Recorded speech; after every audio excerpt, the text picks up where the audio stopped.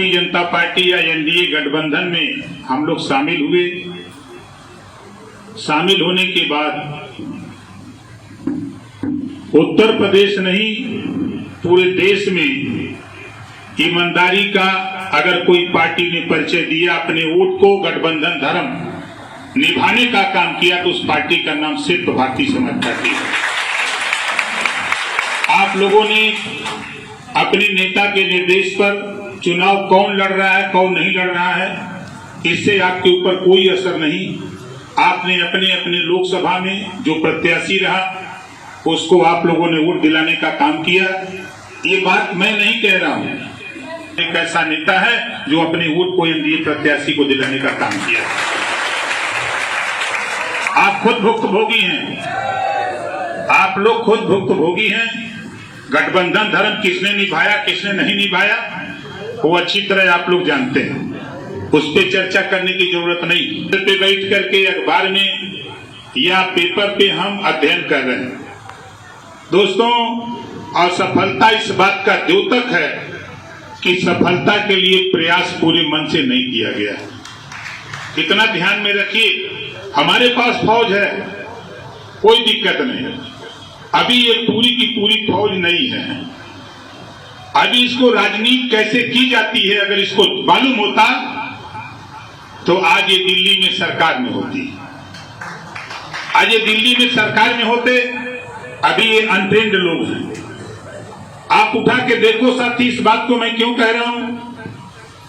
भारतीय राष्ट्रीय कांग्रेस पार्टी की तरफ नजर डाल के देखिए, 68 साल संघर्ष करने के बाद तब सत्ता पाई थी। कितने दिन? 68 साल। 50 साल संघर्ष करने के बाद तब भारतीय जनता पार्टी 2 सांसद पाई थी, है ना? और हम 14 साल मेहनत किए, हम सब लोग मिलके। जब आप लोगों की मंशा हुई कि नहीं, हम लोगों को अब विपक्ष के द्वारा उपेक्षा की जा रही है, तो मैंने सोचा कि थोड़ा सत्ता का स्वाद चखा दें आपको। तो फिर जबरी में आपको सत्ता में ले गया, आप लोगों की भावनाओं को देखते हुए। और सत्ता में जाने के बाद कुछ तो आनंद आप लोगों को आया ही होगा। कुछ आया था कि नहीं? पिछली सरकार का आया था। फिर सत्ता से हटे तो आपको निराशा आई।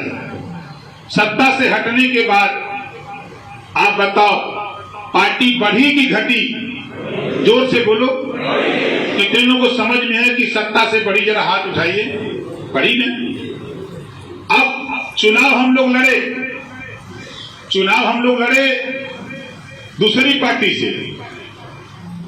देश में एक इतिहास है, देश में प्रदेश में एक इतिहास है कि विरोध में लड़ने वाली पार्टी फिर सत्ता की पार्टी में जाके मंत्री बन जाए। बोलो सही है कि गलत? हम लोग सत्ता के विपरीत लड़े और सत्ता में फिर चले गए। अब आप सोचो, हमारे एक दुश्मन नहीं है।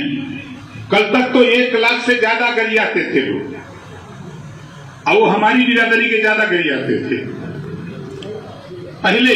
अब वो संख्या घटते घटते 1000 में आ गई है। वो संख्या घटते घटते 1000 में आ गई है। लेकिन वो 1000 बहुत मजबूत लोग हैं। वो 1000 लोग बहुत मजबूत हैं।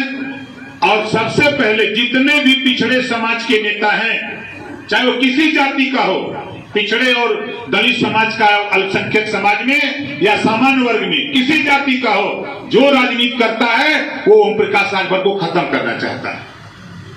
वो ओम प्रकाश राजभर को खत्म करना चाहता है। आपको इस बात की भनक नहीं है, लेकिन भनक मुझे है। इस नाते खत्म करना चाहता है। आप उसको प्रधान नहीं बनने दे रहे हो, आप उसको क्षेत्र पंचायत नहीं बनने दे रहे हो, आप उसको जिला पंचायत नहीं बनने दे रहे हो, आप उसको एमएलए और एमपी बनने के लिए बाधक बन गए हो। तो बताओ दुश्मन छोड़ेगा कहां? वो हमेशा पूरी ताकत से लगा है। और हम सोच रहे हैं कि दुश्मन खत्म हो गया, दुश्मन बचा है, एकदम चुनिंदा है। अब दुश्मन से टकराना है, और दुश्मन से टकराने की कुवत आपको बता दूंगा, किसी में हो न हो, लेकिन ओम प्रकाश राजभर के पास तो है। ऐसे सभी ओम प्रकाश राजभर का विरोध करने वाले लोगों को जमीन में दफना के दिखाऊंगा। घबराओ नहीं, 5 साल खाली इंतजार करो, थोड़ी सी ताकत पैदा करो, थोड़ी सी ताकत पैदा करो। ऐसे लोगों की औकात ना दूंगा मैं। हमारी बात बहुत कड़वी होगी।